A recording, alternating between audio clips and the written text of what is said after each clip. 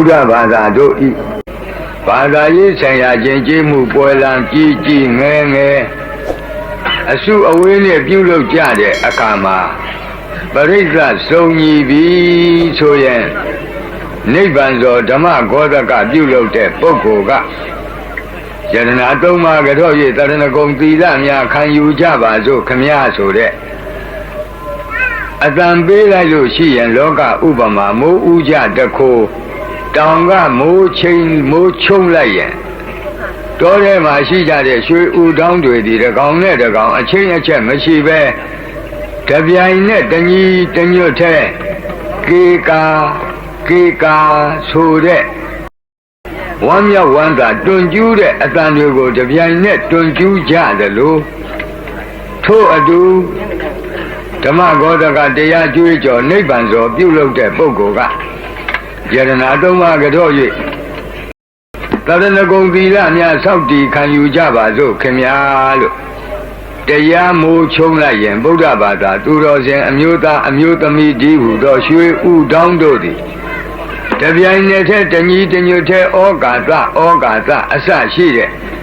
ယတနာသုံးပါးအားကြောတဲ့စဒံကေကာတန်တွေဟာညံပြီးတော့ထွက်လာ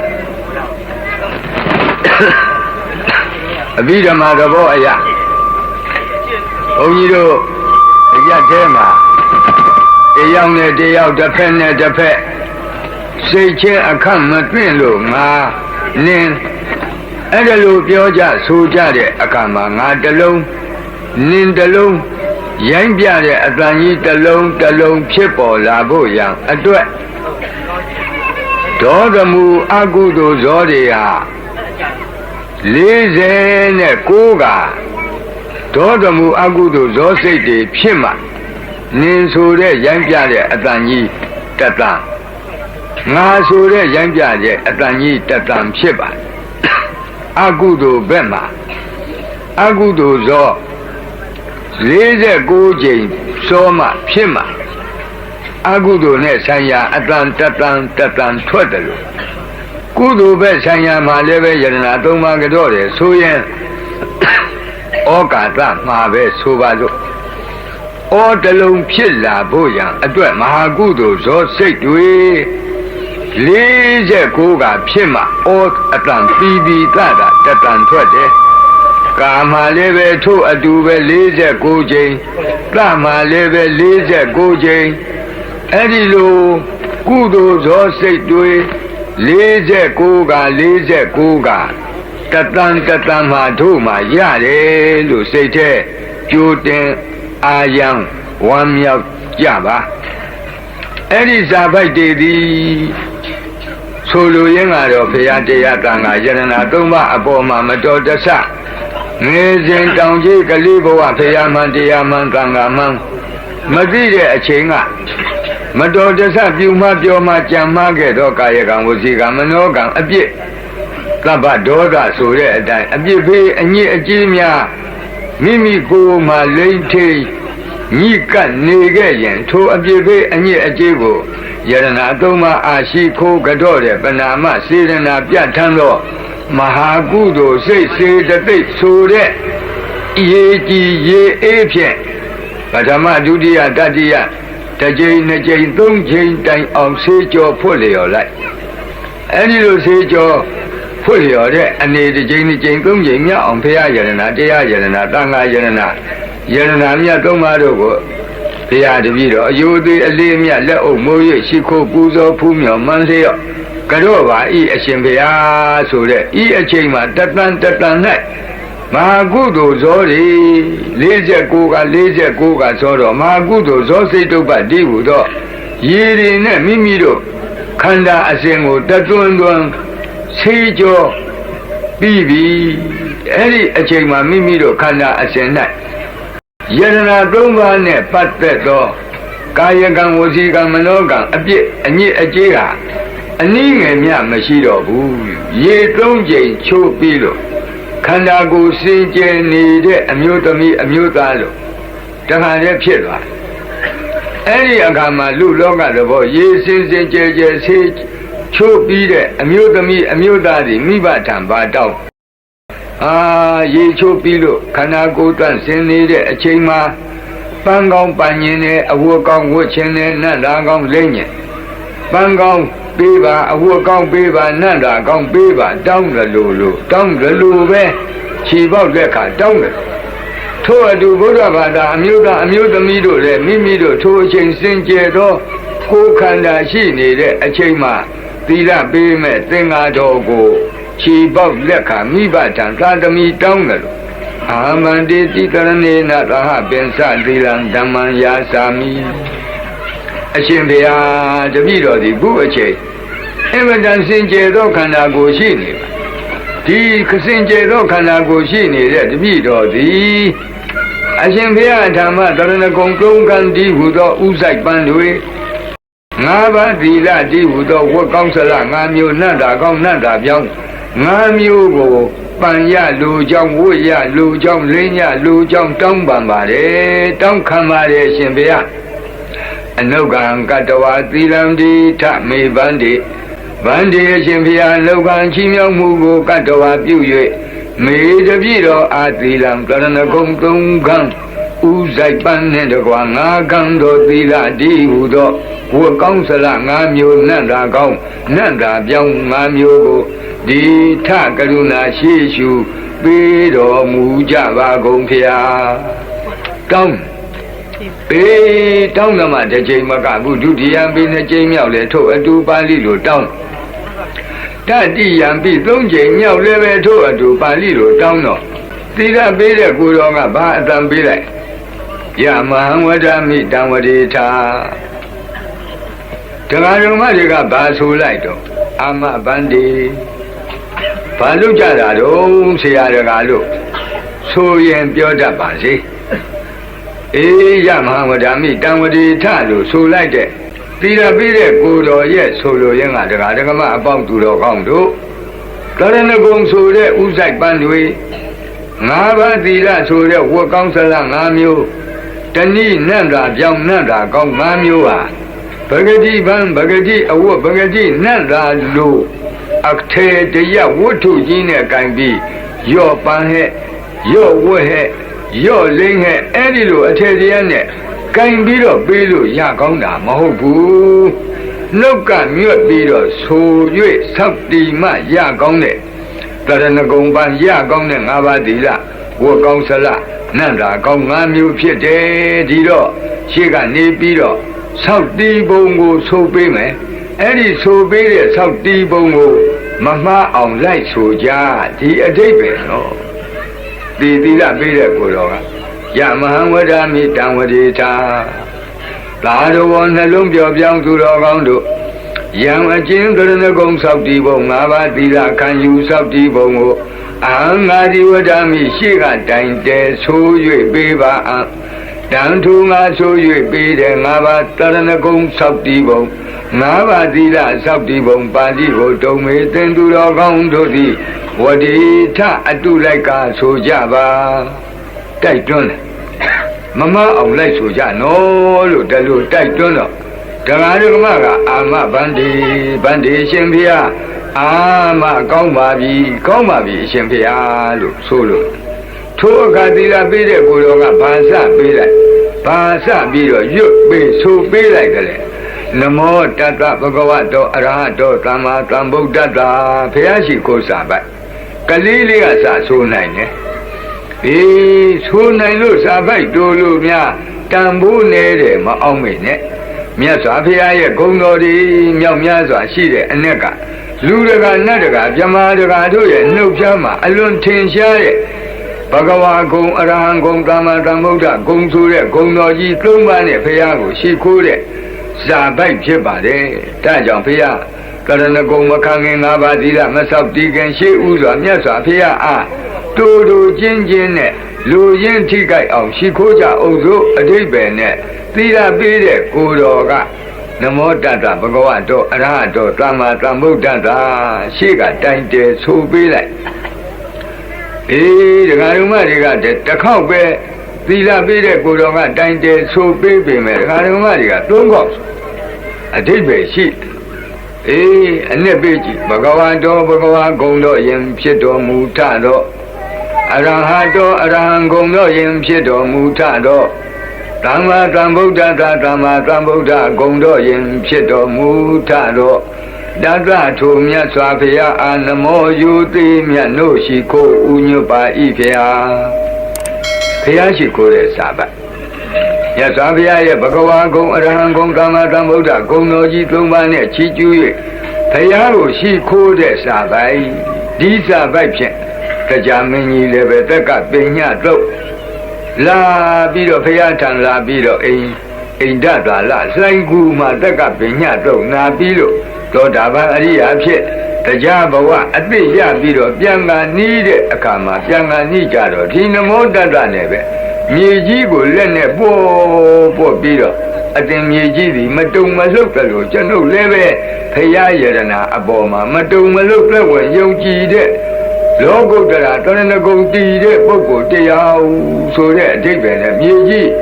လက်နဲ့ပို့ပြီးတော့သူကနမောတတ္တသုံးဖို့ဆိုပြီးတော့ရှိခိုးပြန်ထို့အတူပဲဓမ္မတိဗြဟ္မာကြီးများဘုရားထံသာပြန်နေဆိုရင်ဒီနမောတတ္တနဲ့ပဲသုံးပါမတ္တရရှိခိုးပြီးတော့ပြန်ညလူပြည်လောကကပတိနတိကောသလတို့လိုမင်းပညာရှိတွေပောက္ခရတာတိတို့ဗြဟ္မာယုတို့ဆိုတဲ့ပုံနာပန္တိတ်ပညာရှိတွေသူတို့လည်းပဲမြတ်စွာဘုရားတချို့ကြတော့ဘုရားရှိရာဘက်ကိုမှတ်ပြီးတော့မတ္တရိုက်တယ်ဒီနမောတတ္တနဲ့ဘုရားရှိခိုးကြအဲ့ဒီလိုလူပညာရှိနတ်ပညာရှိဗြဟ္မာပညာရှိဆိုတဲ့ပညာရှိပန္တိတ်ပုဂ္ဂိုလ်တွေအလွန်မြတ်နိုးအပ်တဲ့ဘုရားရှိခိုးစာပိုက်ဖြစ်လို့မိဘဘိုးဘွားဆရာသမားများကငါသားငါသမီးငါမြည်တို့သီလပြီးတဲ့ကိုတော်ကတစ်ခေါက်တိုင်တယ်ပြီးပေမဲ့မင်းတို့ကသုံးခေါက်ဆိုကြအင်မတန်ဘူးတန်တဲ့ဘုရားရှိခိုးကတာဒီအဓိပ္ပာယ်နဲ့ဒီအမြော့ဒီလိုရည်ရွယ်ချက်နဲ့မိမိတို့ရဲ့မိဘဘိုးဘွားအထက်ကလူကြီးများကဒီနမောတတ္တကိုသုံးခေါက်ဆိုရိုးအစဉ်ပြုခဲ့အဲ့ဒီအစဉ်ပြုတာကိုကခုပြောလို့အင်မတန်အဓိပ္ပာယ်ရှိတဲ့ဘုရားရှိခိုးစာပိုက်ကျင်းနဲ့အလွန်တန်ဖိုးရှိတဲ့ဘုရားရှိခိုးစာပိုက်သီလပေးတဲ့ကိုယ်တော်တစ်ခေါက်တည်းဆိုပေမဲ့ငါသားငါသမီးငါမြည်တို့သုံးခေါက်ဆိုကြဟာဆိုပြီးသူတို့ကရှိကမူချပေးသွားဘုရားရှိခိုးပြီးတဲ့အခါကြားတော့ဗုဒ္ဓံတရဏံဂိသာမိဓမ္မံတရဏံဂိသာမိသံဃံတရဏံဂိသာမိအဲ့ဒီစာပိုက်သုံးပိုက်ဆိုနေတဲ့အချိန်မှာအတန်တန်မှာဘုရားယရနာကိုကြီးညိုတဲ့စိတ်တရားယရနာကိုသံဃာယရနာကိုသူ့အပိုင်းနဲ့သူကြီးညိုတဲ့တရားပြီးတော့ဘုရားတရားသံဃာသည်ယရနာသုံးပါးရဲ့ငါတို့ရဲ့အာထာကိုးကွယ်ရာဘဲလို့သိတဲ့ပညာဒီတရားပညာနှစ်ပါးကောင်းဆောင်တော့မာကုသိုလ်စိတ်တွေဗုဒ္ဓံကရဏံကိသာမိဆိုရင်ပဲရှစ်လုံးရှိတလုံးမှာမာကုသိုလ်စိတ်တွေ49ချိန်ဖြစ်အဲ့ဒီမာကုသိုလ်စိတ်စေတသိက်အစုကိုဗုဒ္ဓတရဏဂုံလို့ခေါ်တယ်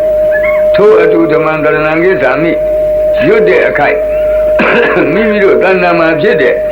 မာကုသိုလ်စိတ်ပေါင်းများစွာကိုဓမ္မတရဏဂုံသံဃံတရဏံကိသာမိရွတ်တဲ့အခါဖြစ်တဲ့မာကုသိုလ်စိတ်ပေါင်းများစွာ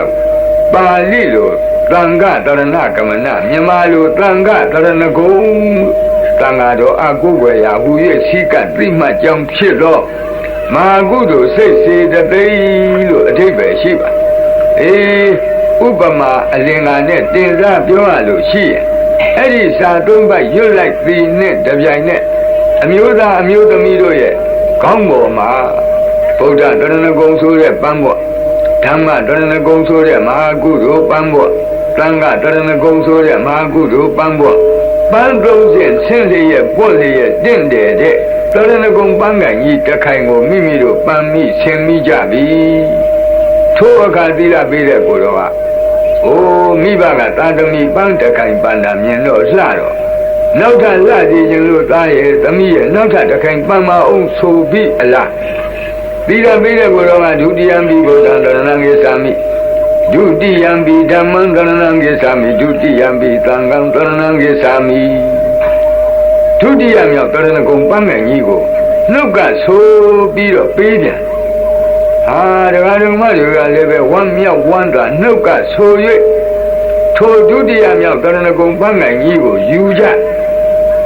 ယူပြီးတော့မိမိတို့ကောင်းပေါ်ပန်ထားလိုက်တယ်ဆိုပါစို့ဒုတိယပြီးဆိုလိုက်တဲ့အခါတရဏဂုံပန်းငိုင်နှစ်ခိုင်မိမိတို့ကောင်းပေါ်မှာမြိုင်ကြီးပန်မိပြီ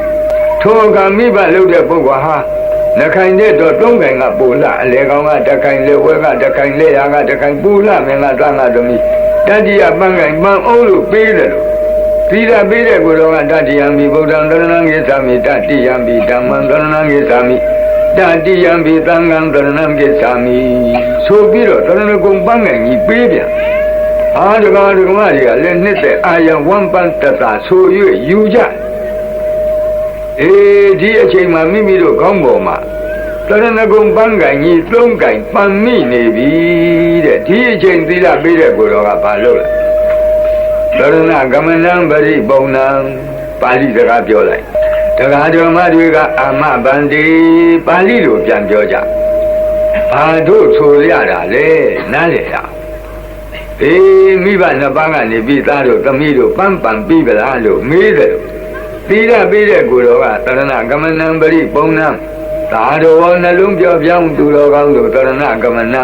တရဏဂုံသုံးကံဥဆိုင်ပန်းလန်းလန်းစွန့်စွန့်ပန်းရှင်ချင်းဆိုတဲ့အမှုသည်ပရိပုံဏံပြည့်စုံကြပါလားတရဏဂုံပန်းနေပန်းလို့ပြည့်စုံမလားကျေနပ်ပါလားအားရပါလားမေးလိုက်